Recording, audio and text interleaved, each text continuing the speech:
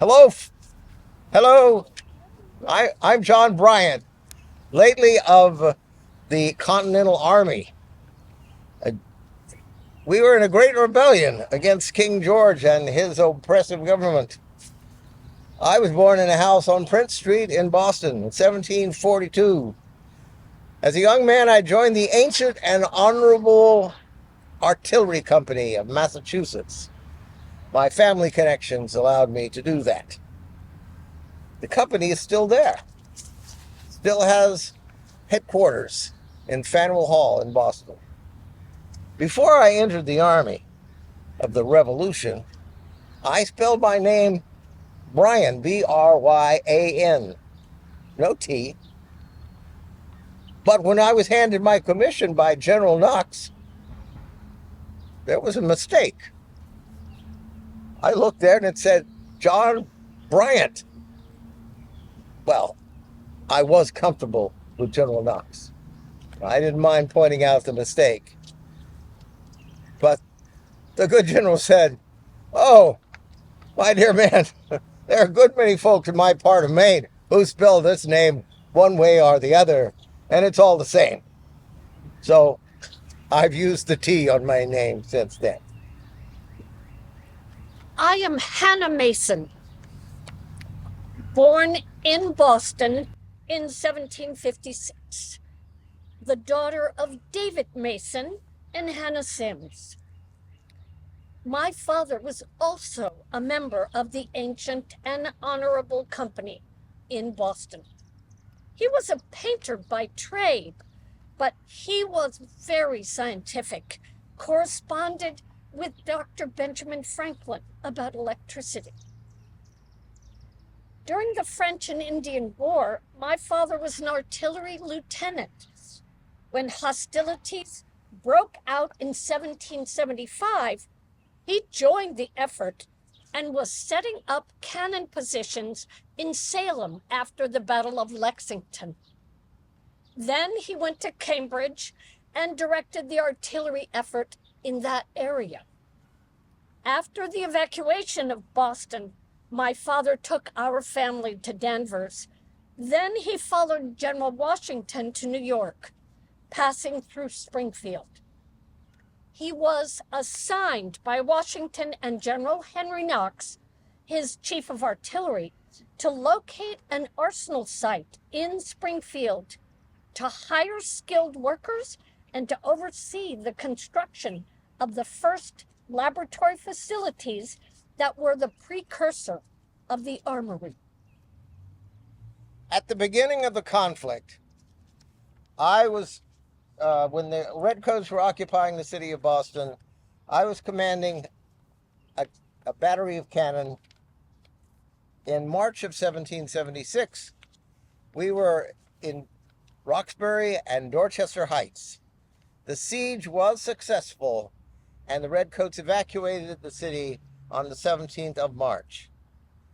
General Washington now began moving his army to defend the port of New York. I was involved in the Battle of Long Island and another small skirmish in the area of Throg's Neck in the Bronx. It was during the storming of Stony Point on the Hudson River that I received a wound which took me out of action. It would require that I lose my right arm above the elbow. But fortunately, in glory, all things are restored.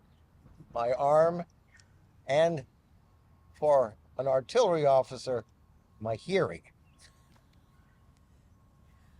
While my family was in Danvers, my mother and I spent several months in a secret project to aid the Continental Army, specifically the artillery. Since cannons can't do their job without proper packed powder, they need cartridges to hold the powder that can be rammed down the barrel without being damaged by the ramming. Cartridges of felt are the best, and my mother and I used our skills as seamstresses to make felt cartridges to send to General Washington. We did this job on the QT in a small garret room in our home. We did not know our neighbors in Danvers well enough to be trustworthy. There were plenty of loyal subjects of His Majesty King George, even in Essex County, Massachusetts. After I recovered, I was removed from action and appointed as military storekeeper at the arsenal in Springfield. I went to Boston to obtain artisans and skilled laborers to work at the arsenal. While in Boston, I renewed my acquaintance with Miss Hannah Mason, the daughter of David Mason, a fellow artillery officer from the Ancient and Honorable Company. We married in Boston in October of 1779 and went together back to Springfield. After I married Captain Bryant and moved with him to Springfield, he was a military storekeeper and also in charge of an artillery company, mostly composed of deserters from the British Army and Hessians. I lay awake at night, fearing these men would attack my husband. I feared they would think he wanted revenge on them because of the harm done to him. But I think I thought too much. These men respected their captain because he treated them fairly. A few years after the Revolution, when Daniel Shays' men were intent on capturing the arsenal, January of 1787, I was in command of the artillery assigned to General William Shepherd. There were 3 volleys fired at Shays' men as they attacked. The first were blanks. The second was fired over their heads. And then I said to the general, "They are filing off to the south and you will be flanked." He replied, "Give them grape." 1 volley of grape shot killed 5 and wounded 20 of Shays' men. The attack was stopped without any musket fire. Our marriage was blessed with 5 boys and 2 girls. John was military storekeeper at the arsenal until 1813. He died in 1816 at the age of 73, and I died in 1829 at the age of 73. To end our presentation, we would like to share a song with you, contemporary with our time, "The Simple Gift."